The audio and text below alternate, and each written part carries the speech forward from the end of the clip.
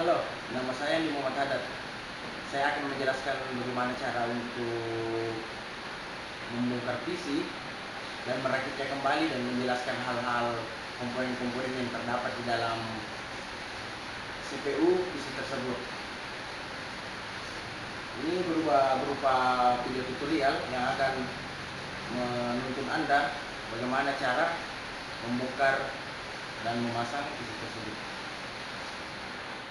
Dalam sisi pembongkaran, mari kita bongkar.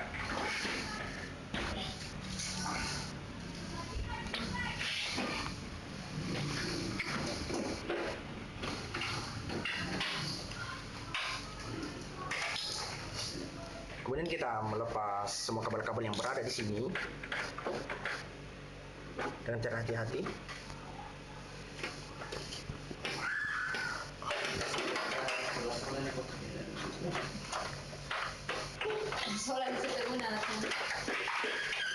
Kita akan membuka hardisknya.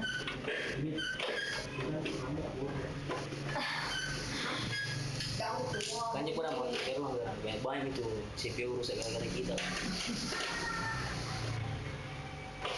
Dikira anu bau sih tuh. Jual nanti 1 juta, bagi 2 kita 500. Ngerusak juga. Ini saya kira kamu 300. Atau saya 800. Kita buka komponen-komponen di dalam motherboard.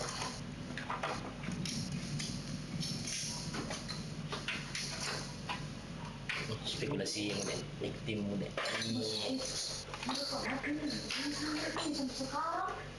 Apa sih? Buka prosesor. Kamu kita 5.000 kok tertarik? Kalau orang baru memang begitu. Buka power supply.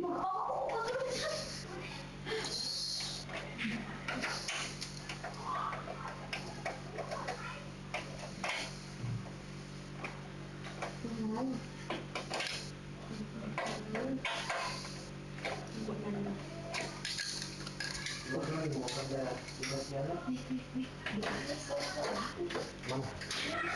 Apa jadinya?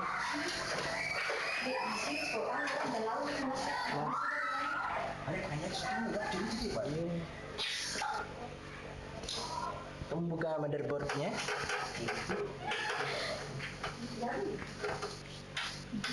Karena komputer gitu.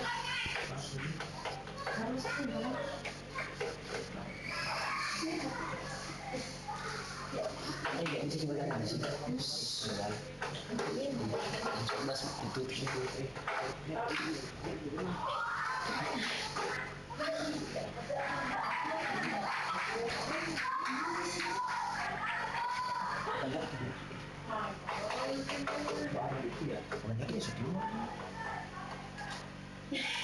Kita buka semua baut yang ada di sini. Kita akan melepasnya dengan pelan-pelan seperti itu dan buka kabel-kabel front panel dari sini dengan cara hati-hati. Sementara Itulah dari pembongkaran CPU.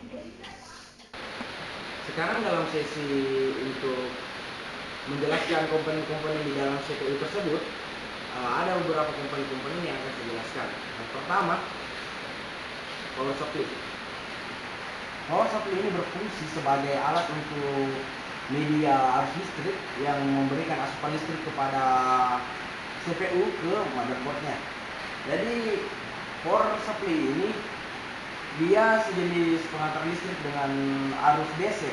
Berarti arus DC itu arus yang satu arah yang digunakan PLN. Jadi yang digunakan PLN itu berkapasitas 220 volt. Jadi ini power supply ini dapat menampung kapasitas hingga sampai 450 watt. Jadi kemudian komponen kedua yaitu DVD room. DVD room ini akan menjadi media untuk membaca disk seperti CD RW, CD, DVD RW dan DVD. Ada sejenis multi recorder yang dapat membaca segala jenis disk dan fungsinya untuk membaca dan hapus edit disk di dalam DVD room ini untuk memasukkan data ke dalam komputer. Ini adalah kabel IDE. Kabel IDE ini digunakan untuk menyambungkan data di antara di CD-ROM tadi ke motherboard, dan juga bisa digunakan juga menyambung data dari floppy dan hard disk. Komponen keempat yaitu hard disk. Hard disk ini berfungsi sebagai media penyimpanan data secara permanen, tetapi bisa dihapus dan diedit juga. Ini bermerek Hitachi dan mempunyai kapasitas 80 GB.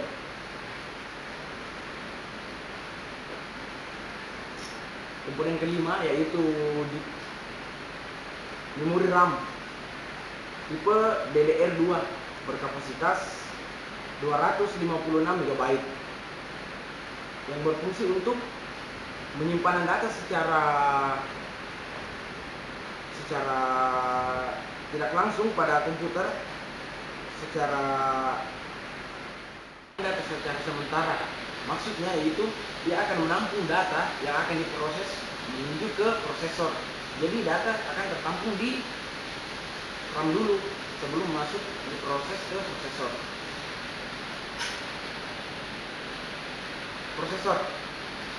Prosesor berfungsi sebagai otak dari komputer yang mengolah data seperti mengolah data logika, aritmatik, dan mengontrol unit-unit yang ada di dalam CPU, yang termasuk di dalam motherboard. Komponen-komponen yang terdapat di motherboard ini mempunyai 3 bagian penting. Yang pertama ALU, aritmatik logical unit. Yang kedua MU, memory unit. Yang ketiga CU, control unit. Jadi itu mempunyai peran penting bagi motherboard tersebut. Ya, ini dia papan induk motherboard atau member, biasa sering disebut member. Ya, di dalam bagian-bagian member ini terdapat beberapa komponen-komponen esensial, yaitu atau menyatu di dalam motherboard tersebut. Komponen-komponen ini bisa kita lihat diantaranya. Pertama, ini adalah slot prosesor. Slot prosesor ini itu tempat dari prosesor itu sendiri. Dan ini adalah slot memori DDR yang sudah saya jelaskan tadi. 2 ini yang warna hijau. Ini adalah slot AGP, tempat untuk kartu grafik seperti kartu video, untuk kartu VGA. Dan ini slot PCI. Slot PCI ini ditempati oleh LAN card, sound card. Apabila ada terjadi kerusakan pada memori itu, kerusakan yang komponen esensial itu sendiri, bisa ditambah dengan kartu grafik seperti LAN card, sound card, atau video card di sini. Dan kita bisa lihat komponen lain, yaitu ini adalah slot ID 0 dan ID 1. Ini yang ID 0 ini tempat untuk mengambil data dari hard disk, CD-ROM, dan floppy. Begitu juga untuk ini, juga sama fungsinya, tetapi ini sebagai sekunder, yang ini primer. Kalau ini sekunder, yang ini dia akan menjadi bagian kedua untuk mengambil data apabila ada komponen lebih, seperti kita mempunyai 2 hard disk di dalam komputer kita, seperti itu. Ini adalah port SATA yang digunakan untuk menginput data dari hard disk, untuk tipe yang zaman sekarang. Kalau yang ini dulu untuk zaman dulu. Zaman sekarang ini biasa dipakai untuk hard disk, atau biasa digunakan juga untuk CD-ROM. Mungkin karena koneksinya lebih cepat. Yang ini adalah North Bridge, berarti jembatan utara, di mana ini berfungsi untuk mengalirkan data di area atas bagian sini. dan juga bisa berfungsi sebagai pendingin. Ini short bridge, berarti jembatan selatan yang mengatur aliran data dari bawah, dari panel bagian ini menuju ke, mengantarnya ke bagian prosesor. Ini adalah baterai CMOS. Baterai CMOS adalah bisa diandaikan sebagai baterai jam. Baterai CMOS ini berfungsi untuk mengatur semua aliran data listrik apabila listrik di rumah mati. Contohnya pada BIOS. Listrik pada BIOS tidak akan pernah mati sehingga jam pada komputer tetap aktif walaupun komputer itu mati. Kita bisa lihat di bagian ini. Bagian ini adalah bagian panel belakang untuk CPU itu tersendiri. Ini adalah panel belakang untuk sound. Ini untuk RJ45 jaringan. Ini untuk USB. Ini juga yang dua USB. Ini untuk VGA. Untuk memancarkan biasa di layar LCD untuk persentase digunakan para mahasiswa biasanya. Ya, yang ini PS2 biasa digunakan untuk mouse pada zaman sebelum kita mengenal namanya USB. Kita melihat PS2 yang warna keunguan ini PS2 untuk keyboard, yang warna hijau ini PS2 untuk mouse. Ini adalah slot power supply yang digunakan dicolok untuk mengalirkan listrik ke dalam motherboard ini. Kalau kita lihat yang seperti tabung-tabung kecil ini adalah Elco. Yang jelasnya saya tidak tahu apa ini Elco sendiri, karena ini adalah jurusan elektro. Hanya elektro yang tahu tentang apa Elco ini dan yang jenis ini, karena yang saya tahu itu di informatika hanya itu. Oke, terima kasih untuk penjelasan hardware yang ada di dalam CPU. Kita akan lanjut untuk bagian perakitan kembali setelah kita membongkar. Kita masuk dalam sisi pemasangan CPU yang telah dibongkar. Mari kita pertama-tama akan memasang motherboard ke dalam CPU dengan cara hati-hati, karena benda ini sangat rentan cepat rusak karena mempunyai gigi kecil di bawahnya yang cepat rusak apabila tergores atau terkena benda keras.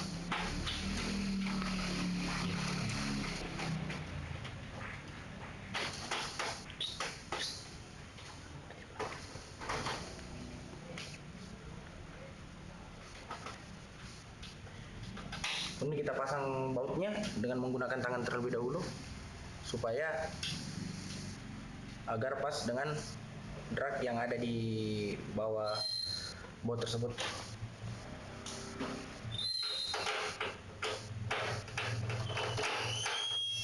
Baiklah, jangan terlalu keras dulu. Kita pasang dengan cara menyilang agar supaya komponennya rata.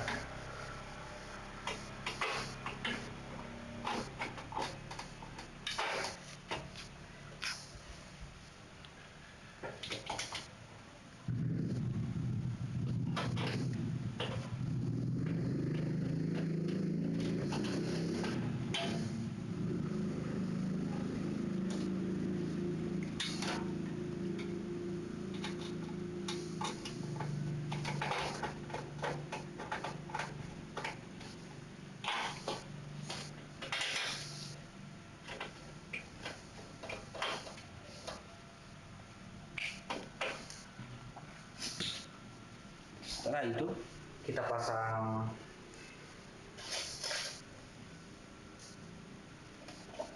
power supply-nya.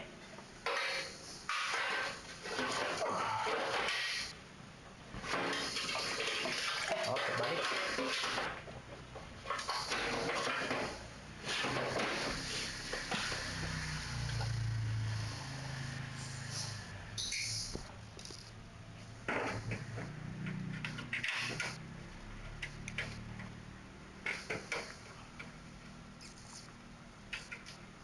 Kita harus memasang bautnya menggunakan tangan terlebih dahulu supaya kita dapat memasukkan dengan cara merata.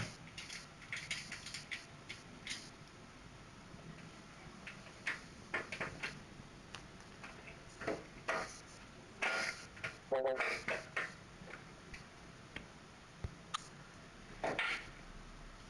kita kencangkan dengan baut, dengan obeng baut tersebut.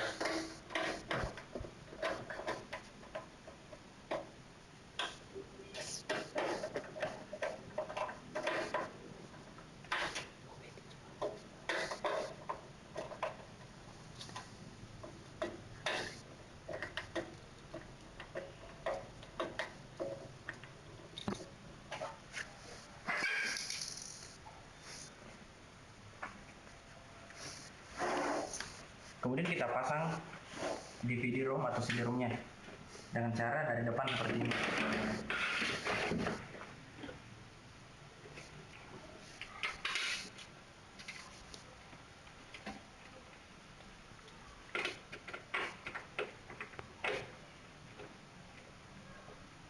Kuatkan, karena benda ini akan bergetar apabila CPU-nya dinyalakan.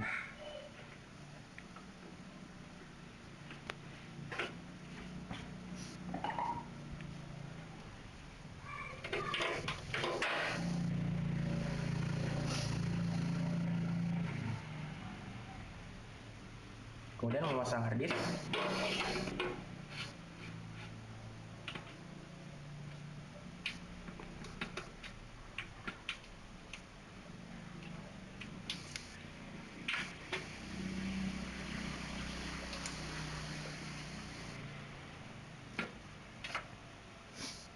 Kita dapat memegangnya seperti ini supaya tidak goyang. Pasang dengan erat, karena benda ini juga akan bergetar pada saat dinyalakan. Setelah itu kita pasang komponen-komponen yang berada dalam motherboard, seperti RAM,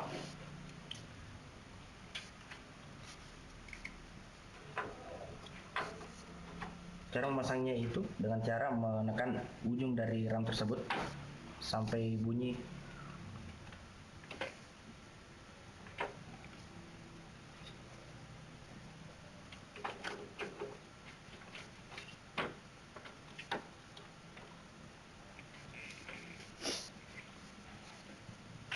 Setelah itu kita pasang kabel-kabel dari power supply ke komponen.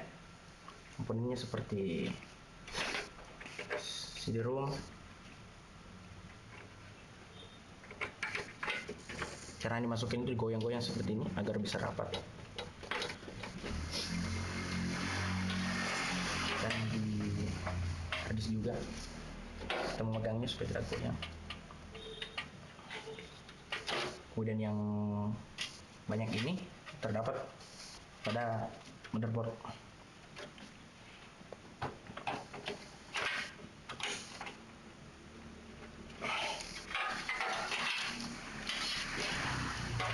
Itu kita pasang prosesornya dengan cara menarik tuas seperti ini.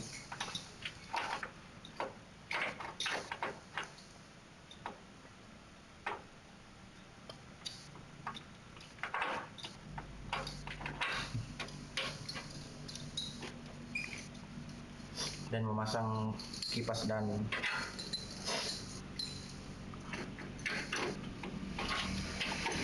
heatsinknya. Usahakan rapat.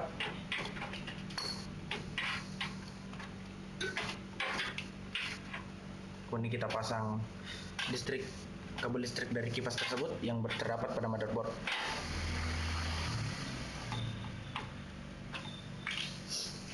Itu kabel lidah.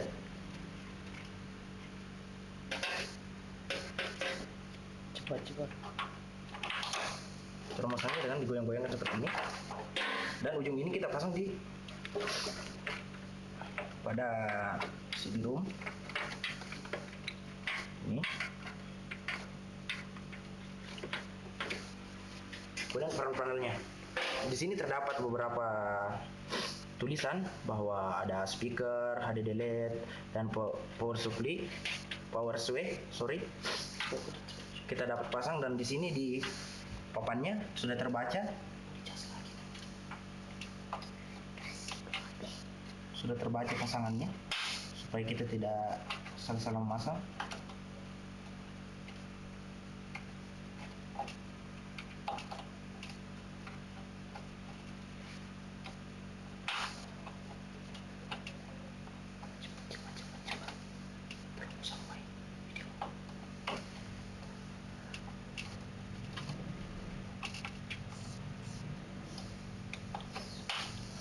Ya, ada itu kita memasang casingnya.